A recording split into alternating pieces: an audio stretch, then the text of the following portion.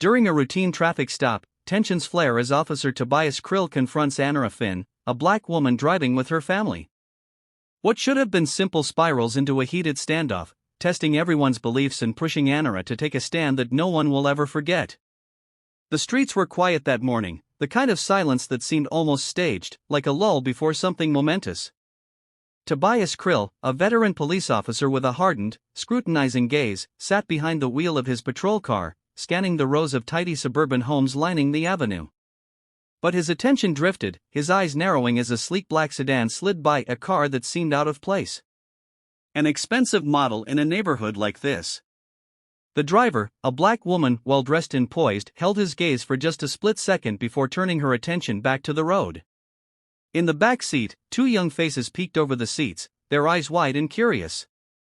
Beside her sat a man who looked every bit as calm and composed. Tobias clenched his jaw, his mind racing through assumptions, piecing together judgments that had nothing to do with traffic laws or actual evidence.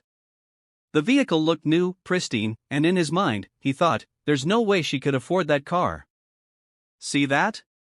Tobias muttered to his partner, Sarah Mee, who sat beside him in the patrol car. She looked up from her notes, following his line of sight. That car doesn't belong here.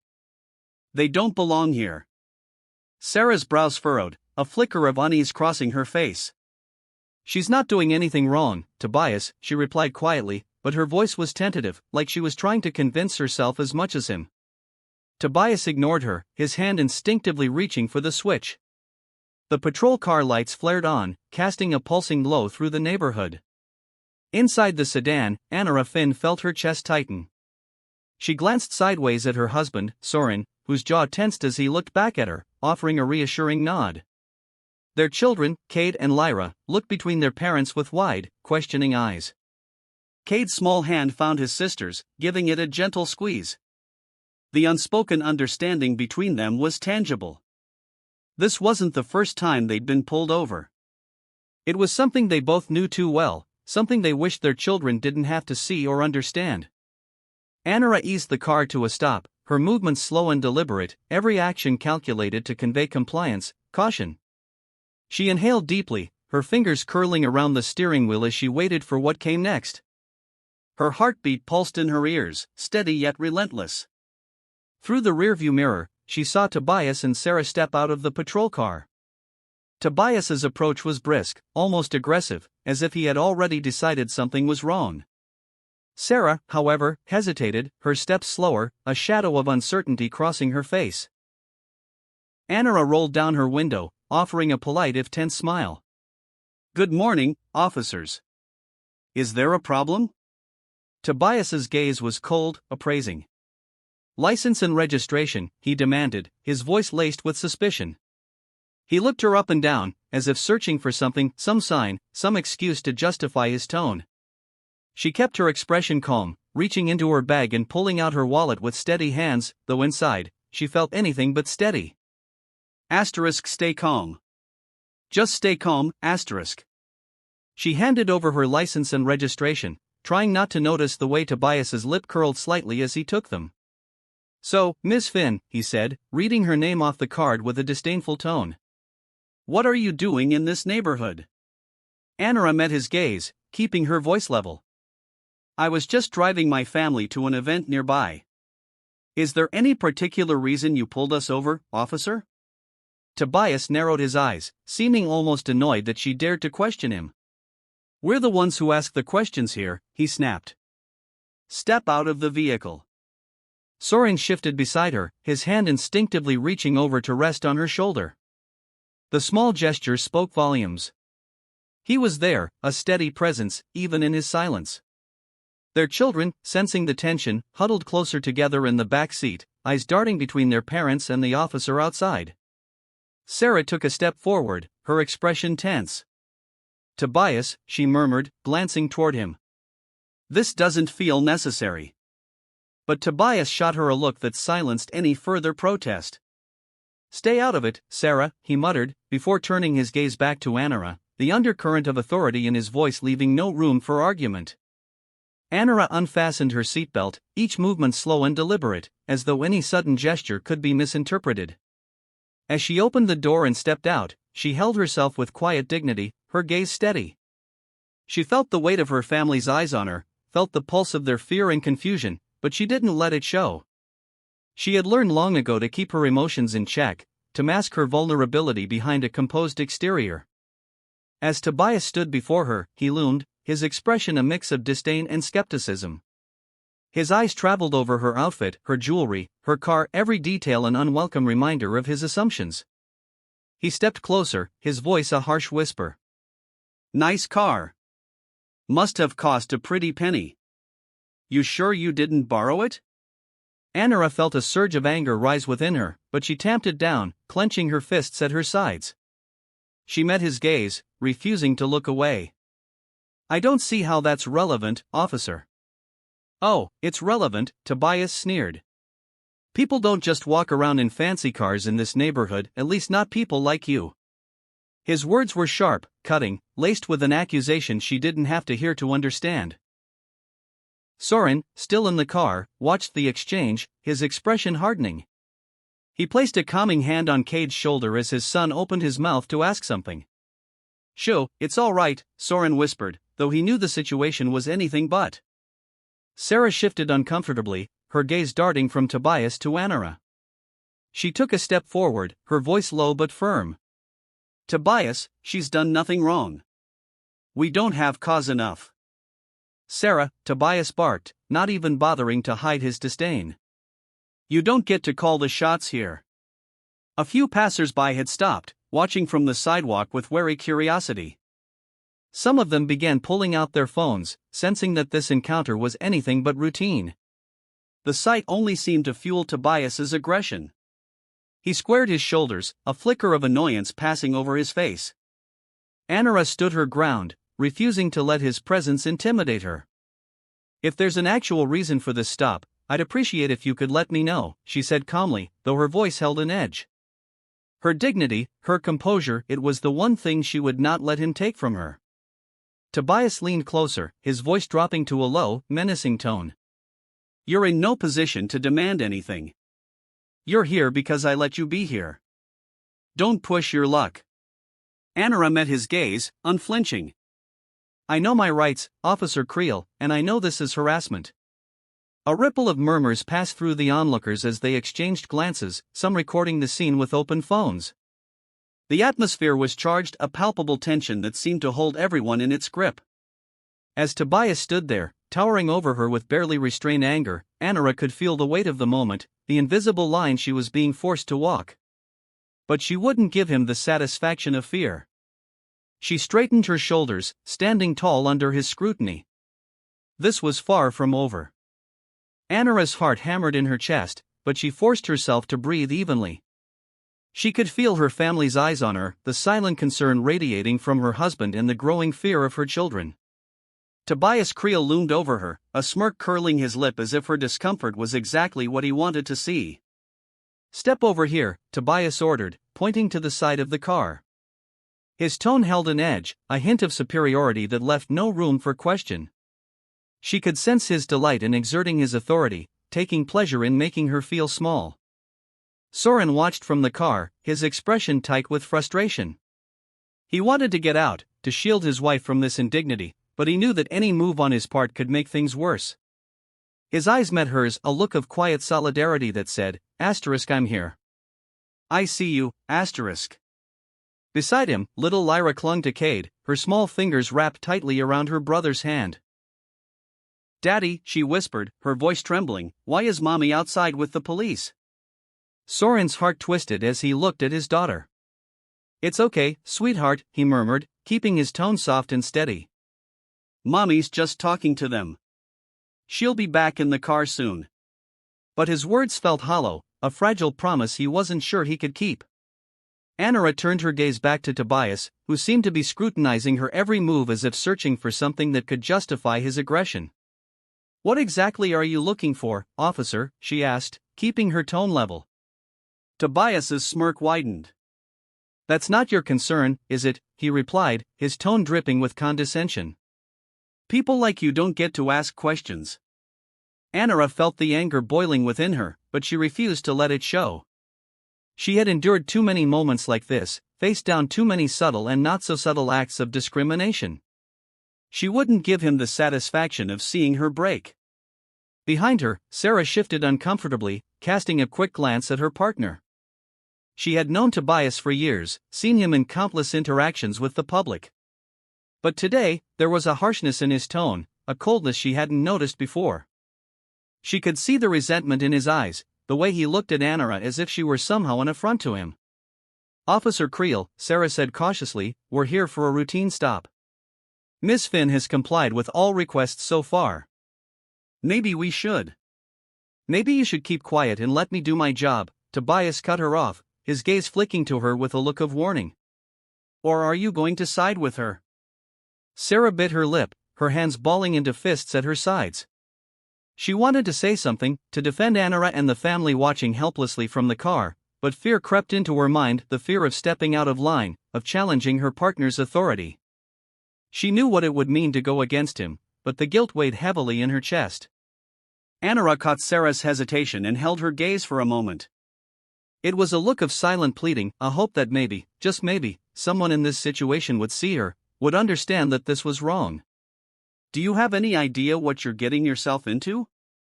Tobias continued, his voice dripping with disdain. "Driving around in a car like this, thinking you're above the law? People like you come in here flaunting things you didn't earn, and you expect us to just look the other way." Anara felt her patience fray.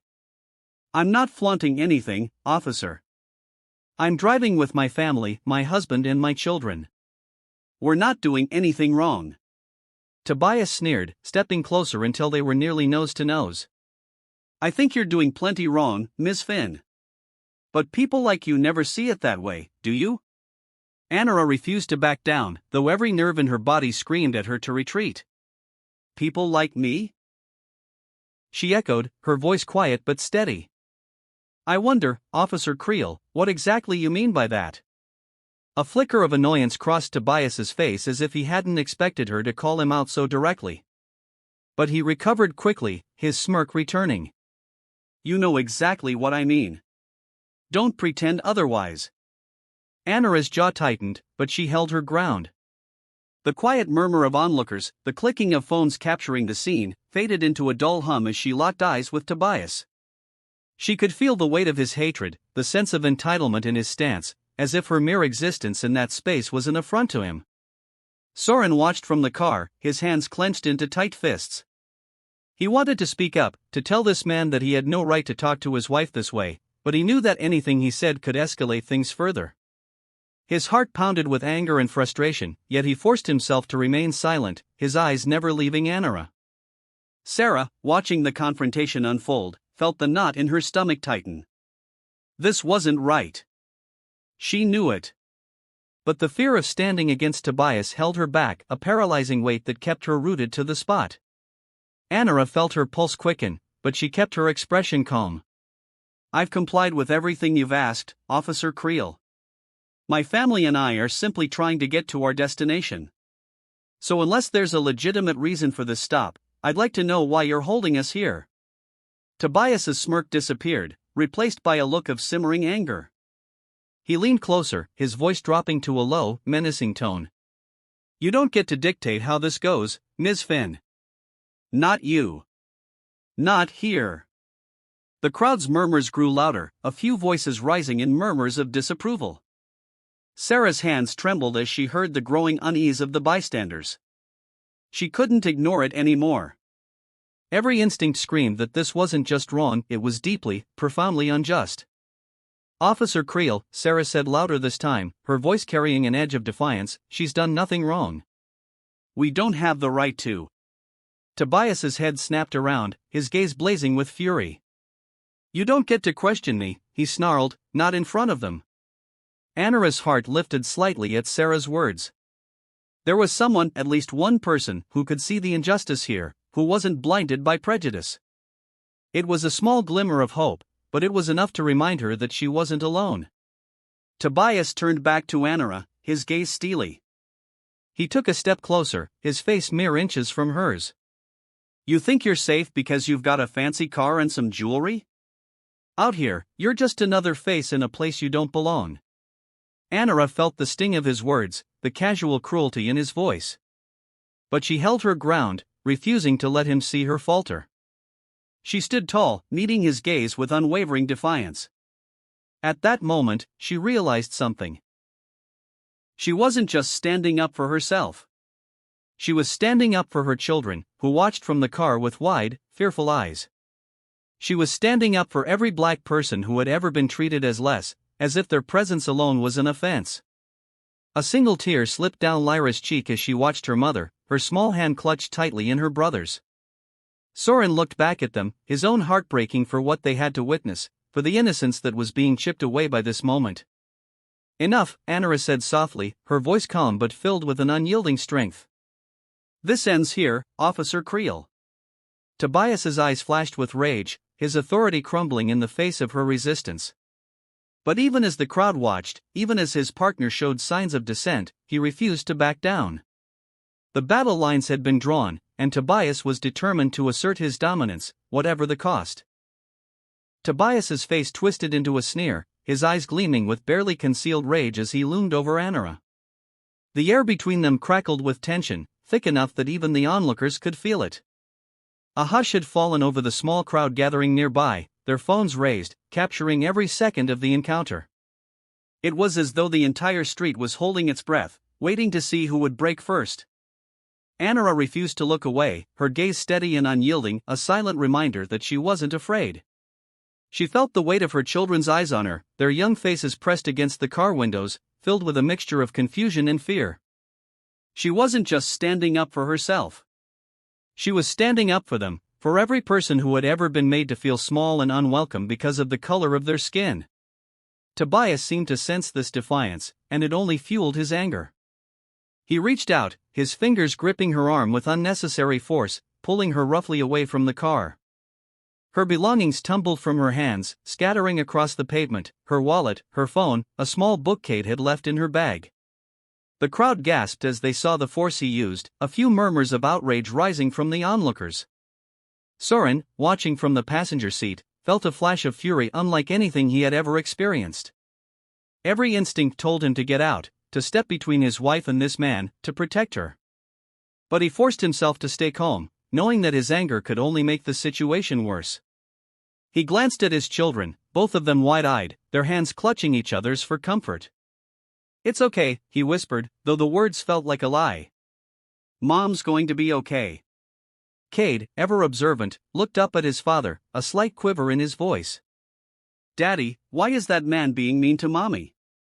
Soren's heart ached as he searched for an answer. "Sometimes people aren't fair, son," he said softly. "But Mommy is strong. She knows how to stand up for herself." Meanwhile, Anara steadied herself, brushing off her jacket and regaining her composure. She glanced at Tobias, her gaze fierce and unyielding. "There was absolutely no reason for that," she said, her voice loud enough for everyone to hear. Tobias scoffed, his grip tightening slightly as he leaned closer. "People like you," he hissed, "always think they can talk back, don't they? Well, not today." He gestured to a small bag of white powder he had discreetly pulled from his pocket, tossing it to the ground near her feet as though it had slipped from her purse. Anara's eyes widened in disbelief as she looked down at the planted evidence. She wasn't naive. She knew exactly what he was doing, but the audacity of it left her momentarily speechless. How many times had she heard of things like this happening? And here it was, playing out right in front of her, like some sick, twisted play where she was the villain he'd crafted in his mind. Behind her, Sarah's face went pale, her eyes darting between the bag and Tobias, a look of horror dawning in her expression. She had seen him do it, the quick flick of his wrist, the way he had slipped the bag from his pocket and dropped it so casually. Her stomach churned, disgust rising like bile in her throat. This wasn't policing. This was abuse. And if she stayed silent, she knew she was complicit. Anara lifted her gaze to Tobias, a smoldering anger simmering behind her calm exterior. "You really think anyone is going to believe that's mine?" she asked, her voice carrying a strength that cut through the tension. Tobias's smirk faded slightly, replaced by a flicker of annoyance. He hadn't expected her to be so bold, to call him out so openly. Doesn't matter what they believe, he muttered, his voice barely audible. All that matters is what I say happened. Enough, Tobias. Sarah's voice finally broke through, shaky but determined. She stepped forward, placing herself between him and Anara. I saw what you did. This isn't right. Tobias whipped around, his eyes narrowing into slits. Watch yourself, Sarah. You're stepping way out of line. Sarah swallowed hard, feeling the weight of his words settle like stones in her stomach. She knew what standing up would mean. She'd risk her career, her future, everything she had worked for. But one look at Anara's face, at the silent plea in her eyes, and she knew she couldn't look away. I can't stay silent, Tobias. Not this time, Sarah said, her voice firmer now. This isn't policing. This is harassment. Tobias's face turned a shade of red, his jaw clenched so tightly that the veins stood out on his neck.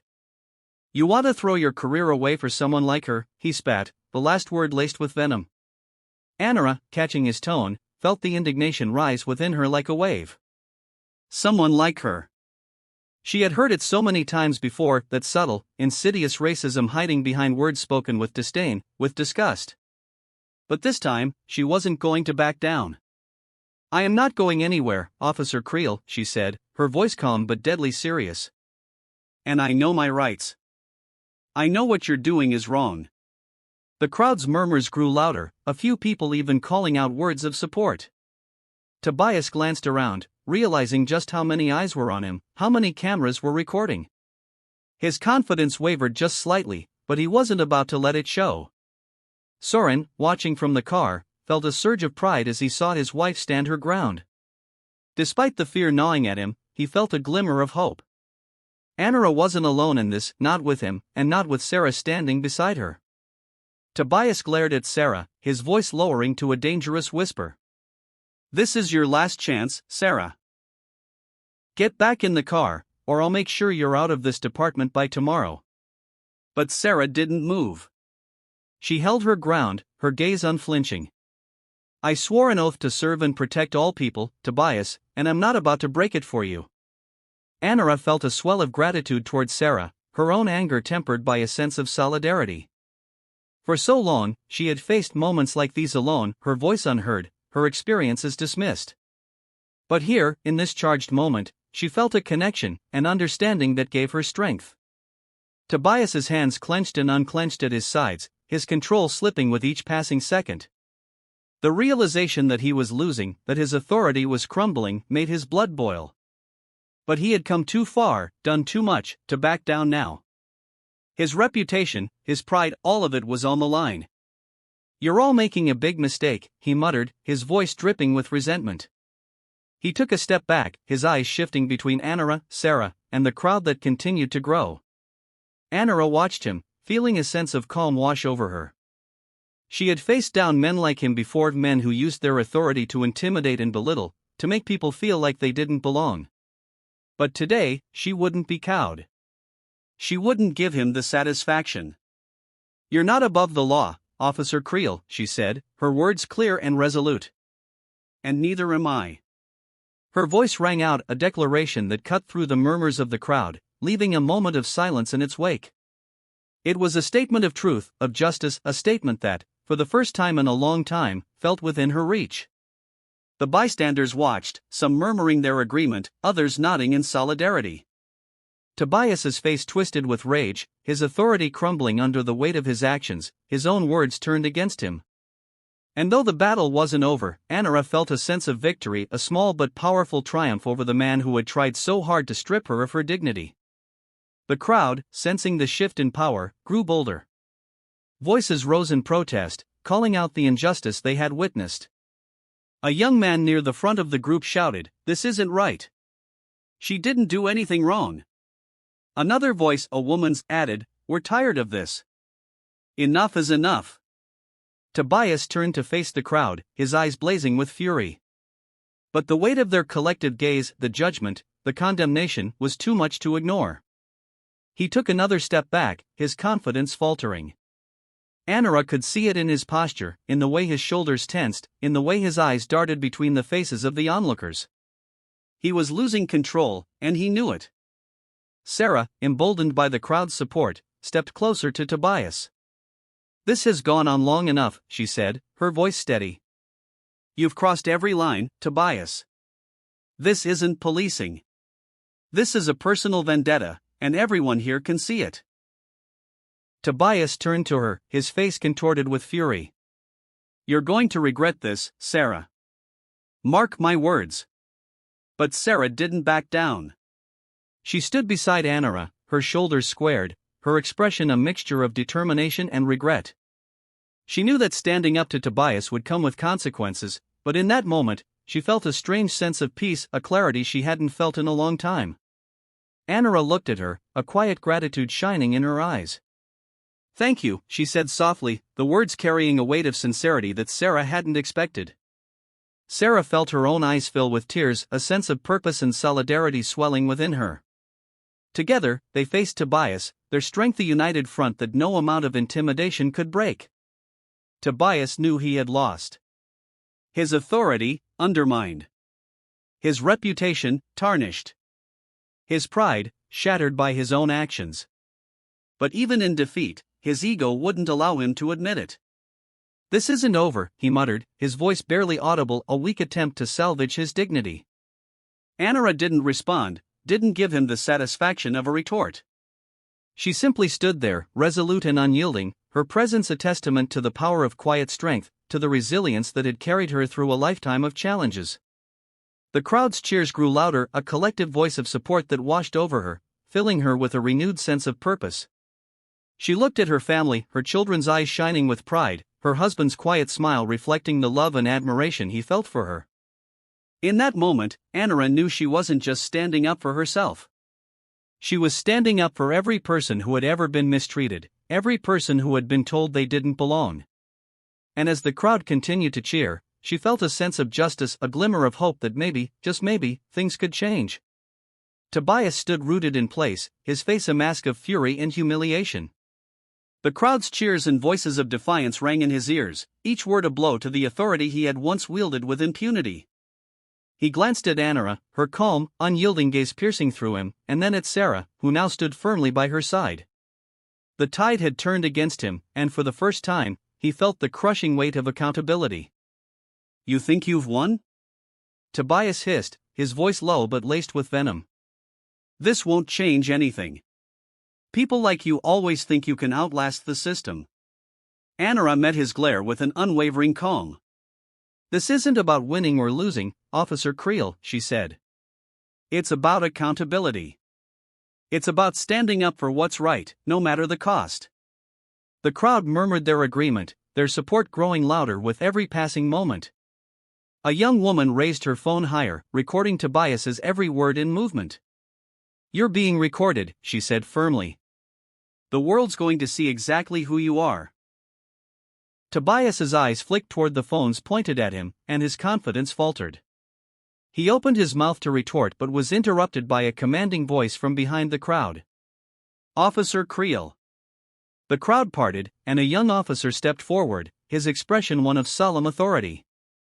His badge gleamed under the sunlight, and his steady voice cut through the tension. "I've been instructed to relieve you of duty, effective immediately, pending an internal investigation into your conduct." Tobias's face turned ashen. He turned to the officer, his voice rising in indignation. "What? You can't do this. Do you know who I am? I've been on this force for over 20 years. The young officer didn't waver. "That may be true, but Captain Finn," he gestured toward Anara, "has filed a formal complaint. Combined with multiple eyewitness accounts and Officer Mee's statement, we have sufficient grounds to proceed. I'm here to ensure protocol is followed." Tobias's eyes widened in disbelief, and then they narrowed with rage. "You're going to take her side? Over one of your own," he snarled, gesturing toward Anara with a dismissive wave of his hand. Sarah stepped forward, her voice steady and resolute. "Captain Finn is one of our own, Tobias. She's earned her place through integrity and service, things you seem to have forgotten." The crowd erupted into cheers and applause, their collective voices drowning out Tobias's protests. Tobias's hands trembled as he removed his badge, his jaw clenched so tightly it looked as though it might shatter. He unholstered his weapon, handing both items over to the young officer with a reluctant, furious scowl. The weight of the moment settled on him, a final acknowledgement of the consequences he had never expected to face. "You think this changes anything?" Tobias muttered, his voice a bitter hiss. "You think you've won? This is just the beginning." Anara stepped forward, her expression calm and composed. "This is the beginning," she said softly, her voice carrying a quiet strength that resonated with everyone present. "The beginning of holding people accountable. The beginning of change." Tobias glared at her, his face twisted with a mixture of hatred and defeat. The young officer gestured toward Tobias's patrol car. "Officer Krill, you're dismissed. Please leave the scene immediately." Tobias hesitated, his pride warring with the reality of his situation. But the crowd's unwavering gaze and the weight of his disgrace left him with no choice. He turned, his shoulders slumping, and stalked toward his car. The crowd parted silently, their disapproval evident in their faces and murmured words. As Tobias drove away, the tension in the air began to dissipate, replaced by a palpable sense of relief and triumph. As the evening settled in, the family gathered in the living room. Kate and Lyra curled up on the couch, their young minds still processing the day's events. Anara sat beside them, her arm draped protectively around her children. Soren took a seat next to her, his presence a steadying force. Kate broke the silence, his voice soft but filled with curiosity. "Mommy, are there other people who don't think we belong?" Anara's heart ached at the question, but she knew it was one she couldn't avoid. She stroked Kate's hair gently, her voice calm but earnest. "There are, sweetheart," she admitted. "But there are also so many people who believe in fairness and kindness. And it's up to all of us to stand up for what's right, even when it's hard." Lyra looked up at her mother, her small voice trembling with concern. "But what if those people are mean, like the police officer today?" Anara hugged her children tightly, her voice steady as she replied. "Then we face them with courage, just like we did today. And we remember that we're not alone. There are always people who will stand with us." The children nodded, their trust in their mother unwavering. Soren reached over, placing his hand on Anara's, his gaze filled with pride and love. "You've taught them something so important today," he said softly. "Something they'll carry with them for the rest of their lives." The quiet moment was interrupted by a knock at the door. Soren rose to answer it, his movements cautious but calm. Standing on the porch was Sarah, her expression a mix of determination and gratitude. Anara rose to greet her, stepping outside and closing the door behind her to give the children some space. Sarah's voice was soft but firm. "I just wanted to thank you," she began, her words steady. "For standing up, for showing me what real courage looks like. I don't know if I would have had the strength to do it without you." Anara regarded her with a kind smile, her voice filled with sincerity. "Thank you, Sarah. You made a choice today, a hard one, but it mattered. It mattered to me, to my family, and to everyone who was watching." Sarah nodded, her resolve solidifying. "There's more to be done," she said. "I'm going to make sure this investigation moves forward, that Tobias doesn't get away with what he's done. And I'll stand by you, whatever it takes." Anara reached out, squeezing Sarah's hand in a gesture of solidarity. "Together," she said simply. The two women shared a moment of quiet understanding before Sarah turned to leave. Anara watched her go, feeling a renewed sense of hope. She knew the road ahead would be difficult, but she also knew she wouldn't be walking it alone. Returning to the living room, Anara found Soren reading a story to Kate and Lyra. The children's laughter filled the air, a reminder of the resilience that love and family could provide. Anara sank into the couch beside them, leaning against Soren as the warmth of their unity wrapped around her like a protective shield. The next morning, the sunlight streaming through the windows brought with it a sense of renewal.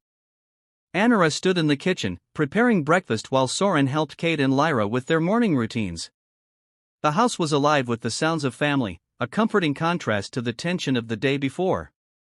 As they sat down to eat, Cade looked at his mother with wide, curious eyes.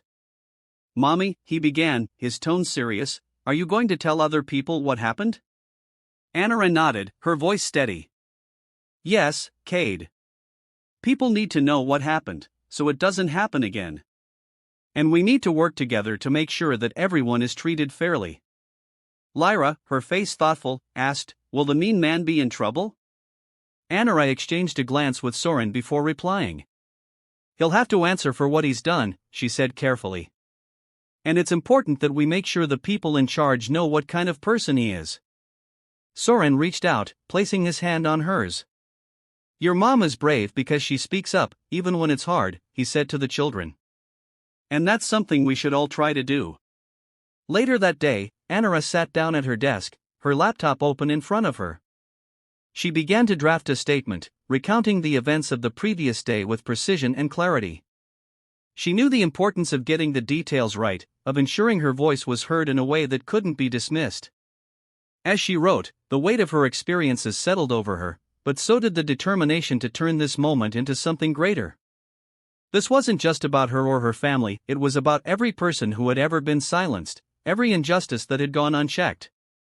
Soren entered the room, a mug of tea in his hands. He placed it beside her, his presence a quiet reassurance. "You're doing the right thing," he said. Anara looked up at him, her expression resolute. "It's time," she said simply. The days blurred into weeks, and Anara's role on the task force began to take shape. The weight of the responsibility was heavier than she had anticipated, but the support from Soren, her children, and the growing coalition within the department kept her grounded. She worked tirelessly, balancing the demands of the task force with her family life, but each day brought her closer to the change she had long envisioned. The task force, which had started as a small, tentative initiative, gained momentum with every meeting. Officers who had previously been resistant to the idea of reform began to speak more openly about the issues they had witnessed in their own departments. Community leaders who had once been skeptical now began to trust that this group was genuinely committed to addressing the deep-rooted problems in law enforcement. Anara's voice carried weight in every meeting. Her perspective as a black woman, a senior officer, and a mother gave her an unparalleled clarity. She spoke not only from a place of professional authority but from the heart, drawing on the experiences of her family and her community. But the road was not without its obstacles. There were still those in the department who clung to outdated practices, those who believed that the status quo should remain untouched. These officers didn't speak up in meetings, but their resistance simmered beneath the surface. Anara knew that the real battle wouldn't be fought in the task force meetings, it would be fought outside of them, in the daily choices made by every officer, every department, every precinct. One evening, as the task force worked late into the night to finalize a new set of proposed reforms, Anara received a call. It was from Sarah. "Anara," Sarah said, her voice urgent. "There's been another incident. A young black man was pulled over by 2 officers. It's bad. Really bad." Anara's pulse quickened. "Is he okay?" she asked, already standing up, ready to leave the room. "They're saying it's another case of excessive force. We don't have all the details yet, but I'm heading over there now.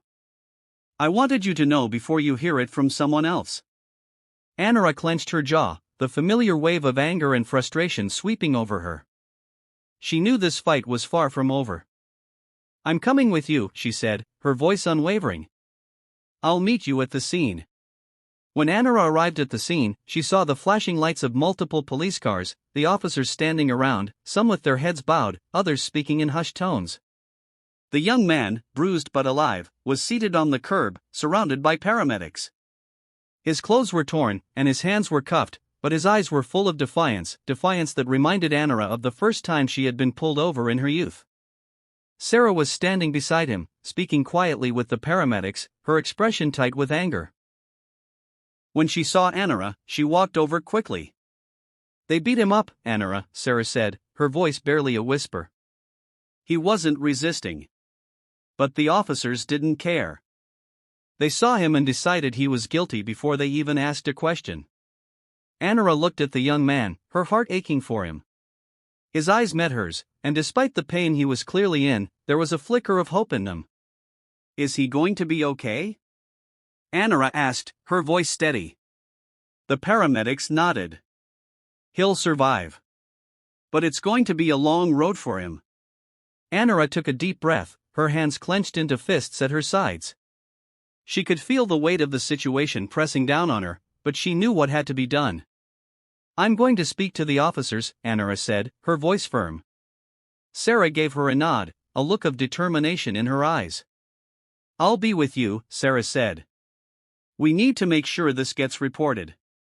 Right now, we can't trust anyone else to handle this. Anara walked toward the officers who had been involved in the incident, her gaze unwavering. You're going to be held accountable for this, she said, her voice cold. This is excessive force, and there will be consequences. The officers, who had been standing around, exchanging quiet words, now turned toward her. They didn't speak, but their faces betrayed the tension that had been building since they had seen Anara approach. She could feel their resistance, their disbelief that someone would dare to challenge them, but she refused to back down. I don't care who you are or how long you've been on this force, she continued, her voice hardening. What happened here is wrong, and we're going to make sure it's addressed. You're going to face an investigation, and I'll make sure you do. The aftermath of the incident was a media storm. The footage from bystanders went viral, and the young man's story was shared widely.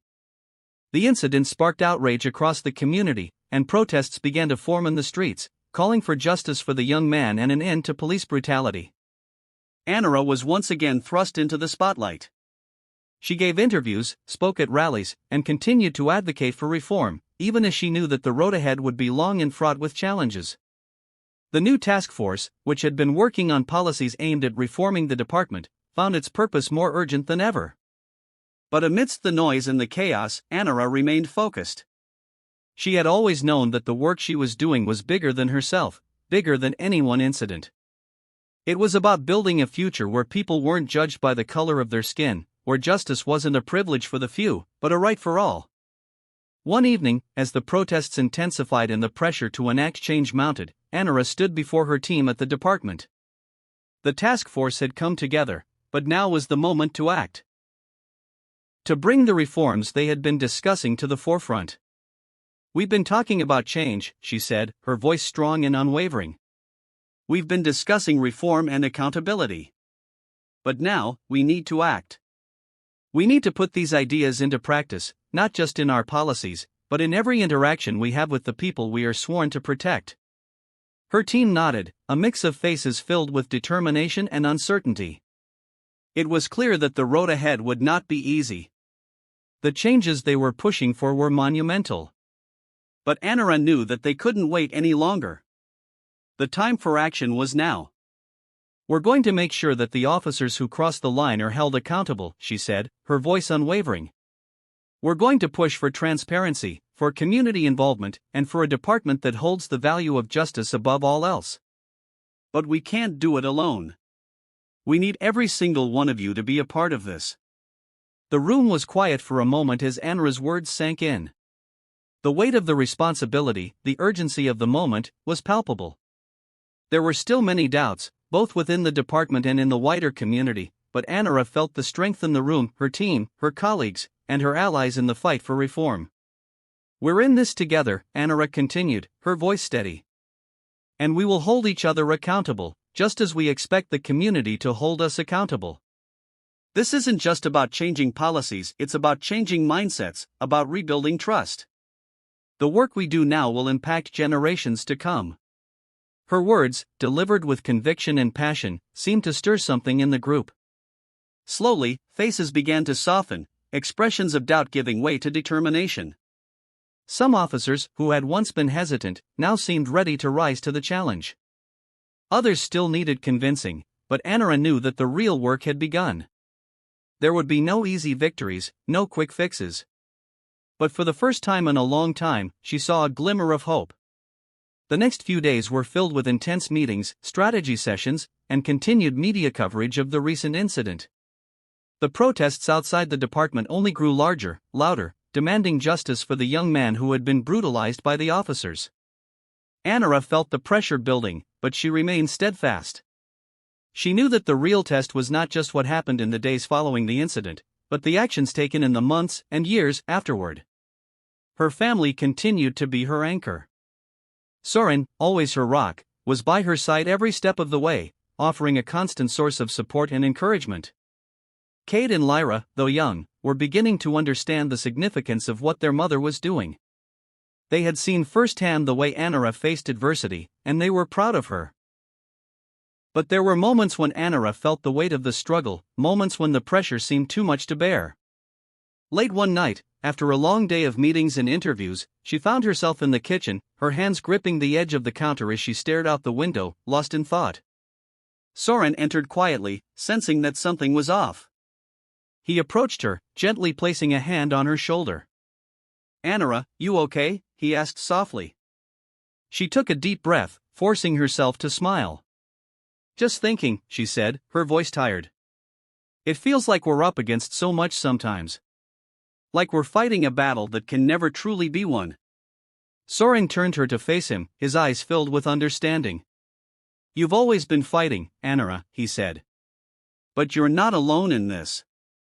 You've got me, you've got our kids, and you've got a whole community behind you. I know it's hard, but you've already made a difference. And you'll keep making a difference." Anara nodded, feeling the weight of his words sink in. She had always known that change wouldn't come easily, that the fight for justice was long and fraught with obstacles. But with Soren by her side, with her children and her community, she felt stronger than ever. "You're right," she said quietly. "We can't stop now. There's too much at stake." Soren kissed her forehead gently. "You won't stop," he said. "You never have." The following weeks saw continued demonstrations, but Anara felt a shift in the air. The conversations about police reform, about systemic change, were no longer just theoretical discussions, they were becoming reality. The pressure from the public, the media, and the task force had forced the department to act. Officers were being retrained, new policies were being put in place, and there was a renewed focus on transparency. But the real work, Anara knew, was just beginning. This moment, the momentum they had built, had to be sustained. They had to prove that the changes weren't just temporary measures, but part of a larger movement that could reshape the future of policing. One evening, as Anara prepared to leave for another task force meeting, Soren handed her a piece of paper. "This came in the mail today," he said. Anara took the letter, noticing the official seal. She opened it and began to read. "Dear Captain Finn, we are writing to formally invite you to serve as a keynote speaker at the upcoming National Police Reform Conference. Your work, your courage, and your leadership have not gone unnoticed. We believe you have the voice and vision to inspire change at a national level. We hope you will accept this invitation to join us in this important conversation about the future of law enforcement in our country. Sincerely, the National Police Reform Coalition." Anara blinked, reading the letter again, the weight of its significance slowly sinking in. "Wow," she said softly, her voice filled with awe. "This is huge." Soren smiled, his pride clear. "You've been working for this moment, Anara," he said.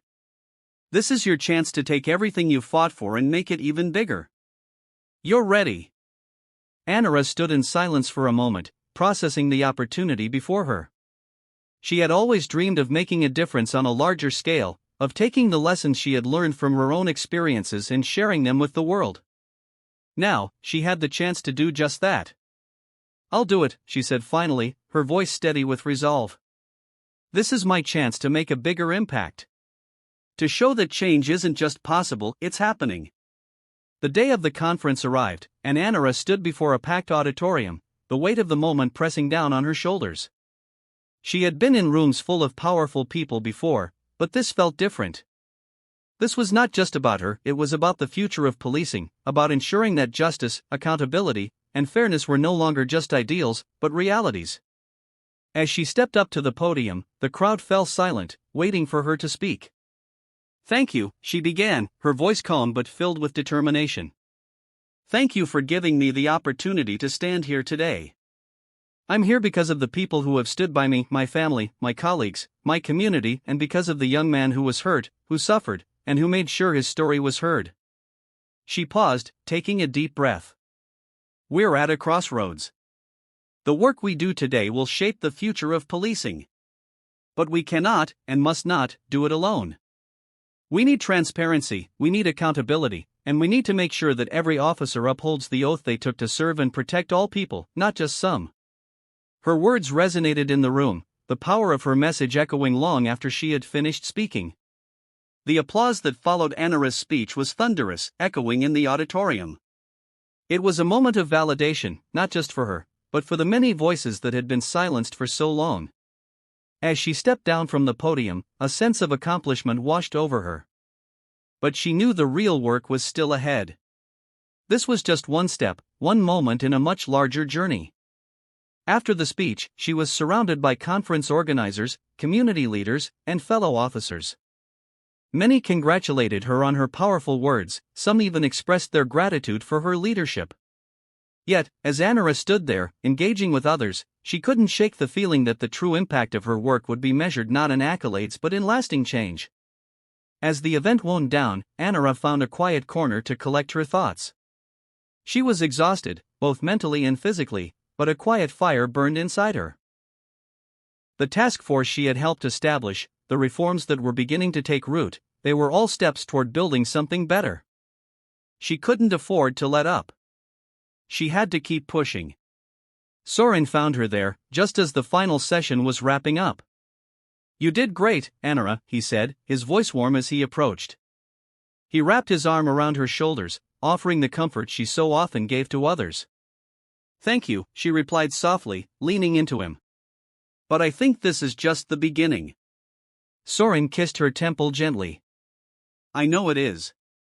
But I also know that you're the one to lead this charge. You've been through so much, and yet here you are, standing tall and making a difference. I'm proud of you. We all are." As the months passed, the ripple effect of Anara's speech at the National Police Reform Conference continued. The task force, under her leadership, began to introduce policies aimed at increasing accountability within law enforcement. They worked on establishing clearer protocols for misconduct, creating a more robust system for reporting police abuse, and pushing for better community engagement to rebuild trust between officers and the people they served. Some days, the work felt never-ending. The roadblocks were still there: resistance from within the department, concerns from the public, and the ever-present fear of backlash. But Anara faced every challenge head-on. She spoke with officers who were reluctant to change, not to reprimand them, but to help them understand the importance of reform. She worked tirelessly with community leaders, ensuring their voices were heard at every step of the process. There were setbacks along the way. Officers who resisted the changes were reassigned or even left the department altogether. There were instances where public support waned, especially when reform efforts met strong opposition. But through every setback, Anara stayed focused. She knew the fight for justice wasn't a sprint, it was a marathon. One evening, after a particularly difficult day at work, Anara found herself at home, sitting in the living room with Soren and the kids. The weight of the ongoing battles was beginning to take its toll, and she was grateful for the sanctuary of her family. Soren sat beside her, Kate and Lyra sprawled out on the floor playing with their toys. For a moment, everything felt calm, peaceful, almost normal. "How are you holding up?" Soren asked, his voice soft. Anara smiled, though it didn't quite reach her eyes. "I'm okay.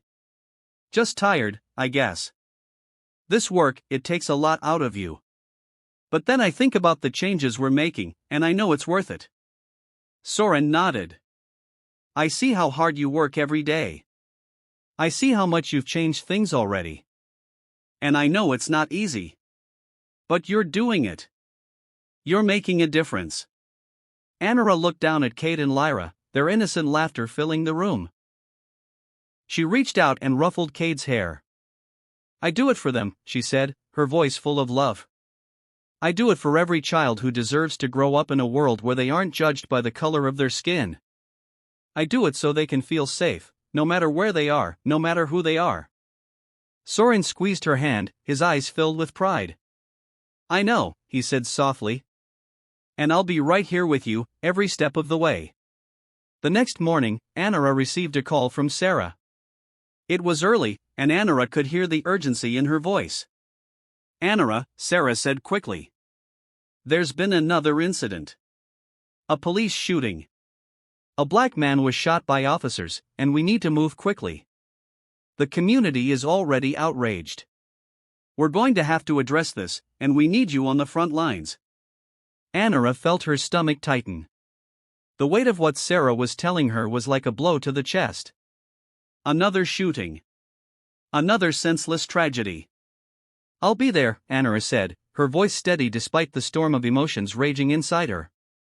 Meet me at the scene. When Anara arrived at the scene, the chaos was already palpable. The police cordon was in place, with officers trying to control the crowds of people who had gathered, shouting demands for justice. The victim, a young man in his late 20s, had been shot while attempting to flee an attempted stop-and-search. Witnesses said he wasn't armed, that he had been running away when the officers opened fire. Anara pushed through the crowd, her uniform still crisp but her heart heavy. Sarah was already at the scene, speaking with the family of the victim. She turned to Anara as she approached. It's bad, Anara, Sarah said quietly.